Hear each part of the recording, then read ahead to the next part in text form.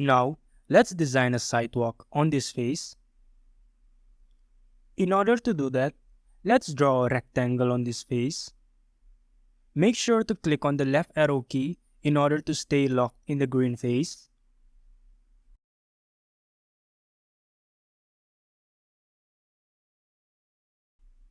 Now let's hide this for now. And let's double click on this face and group it. So if you want to work in this group, for example, if you want to draw a line in it, you will need to ungroup this first.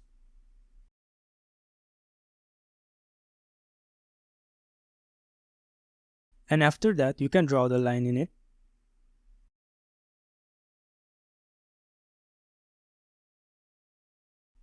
Let's push-pull this 0.80 meters. And this one 0.4 meter. So double click anywhere outside to make it go back in the group.